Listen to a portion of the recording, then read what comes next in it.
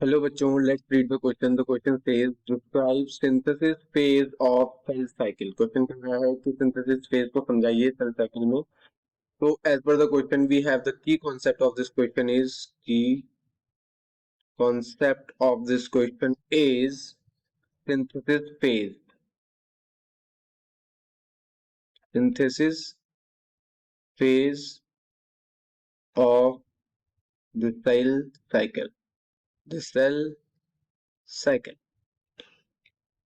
इसके बारे में हम जानेंगे. First of all we are talking about the cell cycle. Cell cycle में तीन इंपॉर्टेंट स्टेजेस आती हैं जिन्हें हम थ्री स्टेजेस ऑफ इंटरफेस कहते हैं. इंटरफेस की थ्री स्टेजेस होती है.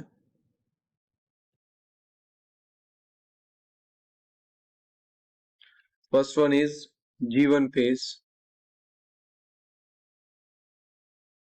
Second one is S phase.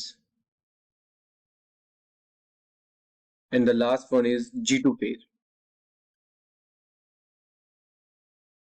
If we are talking about the synthesis phase, तो synthesis phase को S phase भी कहा जाता है. synthesis phase को S phase भी कहा जाता है. और यहाँ पे अगर हम G1 phase और G2 phase की बात करें तो ये एक ऐसी स्टेज है जहां पे सेल क्या करती है, ग्रोथ करती है. सेल ग्रोथ करती है इन दो स्टेजेस पे. और द सिंथेसिस फेज जो होती है यहाँ पे डीएनए का रेप्लिकेशन होता है. सिंथेसिस फेज में क्या होता है, डीएनए रेप्लिकेशन. और द सेकंड वन इज ये होती है G2 एंड G1 फेज के बीच में. We can talking about the occurs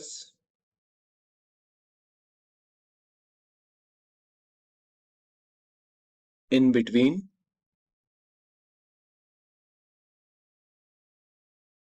G1 and G2 phase.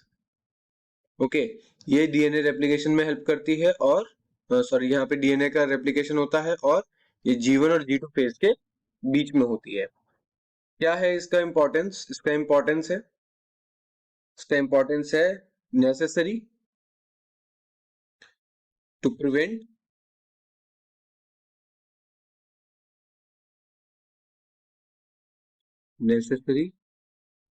Prevent genetic disorder से बचाती है. Okay, and the second importance of this phase which is helps in production of similar daughter. ये क्या करती है, हेल्प करती है, हेल्प्स इन प्रोडक्शन ऑफ